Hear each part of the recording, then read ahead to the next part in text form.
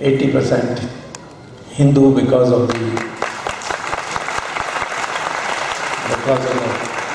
5 pitams of the Shankaracharya. You will know from history that whichever country was conquered or ruled by Islam, it took them a very short time to convert the entire population of that country. Iran was converted from Zoroastrianism to Islam in only 15 years. Mesopotamia, Babylon, which is now known as Iraq, it took only 17 years. Egypt, 21 years. Europe was converted to Christianity in 50 years. But in India we had 800 years rule of Muslims or Islam and 200 years rule of Christians through the British, and we are still 80% Hindu.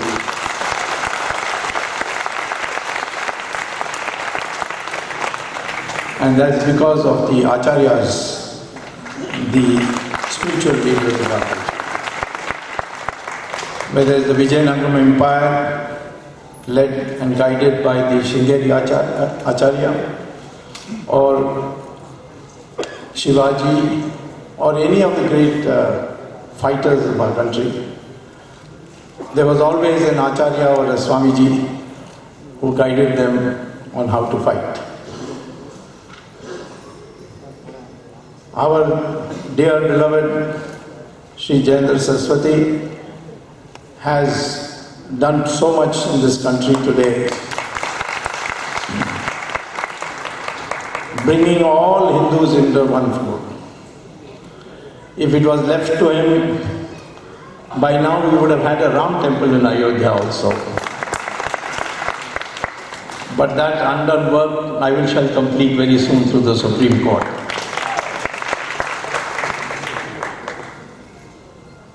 We need today a Hindu unity to survive the onslaught that is coming. We have to recognize that we should be modern, but that doesn't mean we should be westernized.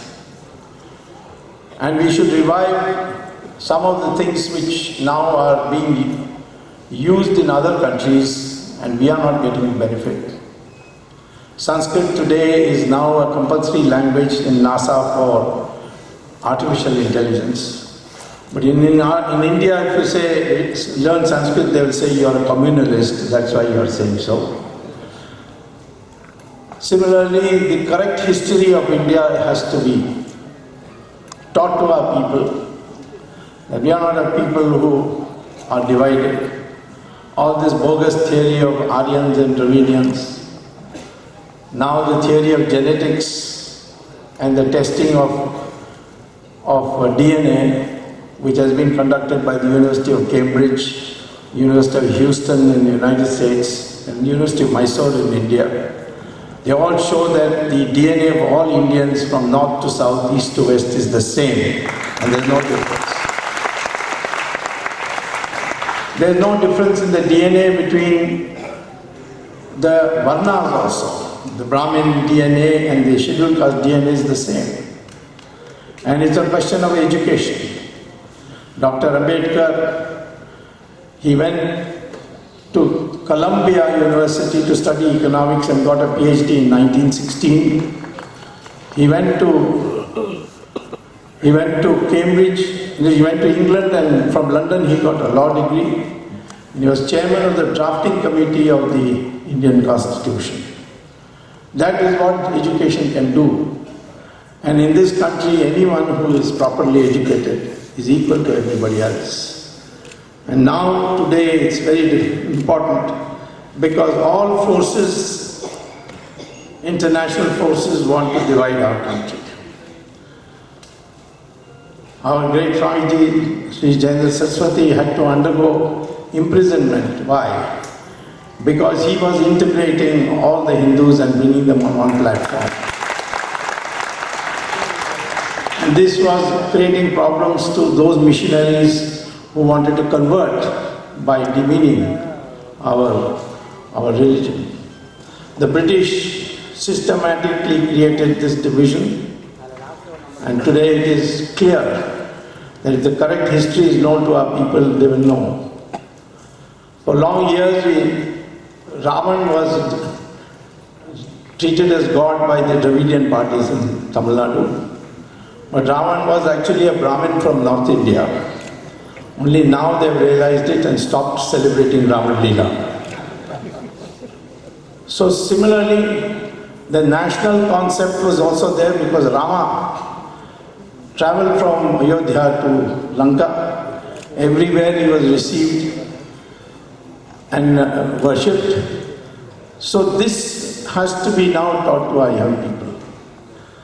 The Kanchi Mutt is doing a lot of these activities, and therefore it's our great privilege that today we are here to seek his blessings.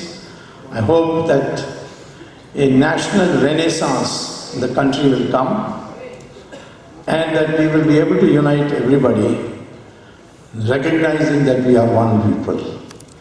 And that is the main aim. We don't want to divide anybody. We want to unite people. Even Muslims have the same DNA as myself. And I challenge any Muslim to show that his DNA is the same as Gori or Ghazni. He will not be able to show it. So therefore, to bring India into one nation, children of Bharat Mata, that should be the goal. And I know that Swamiji has inspired so many people, and therefore we will all continue to working and hope that he will continue to give us blessings at every stage. I have long association with the Kanchi Mutt.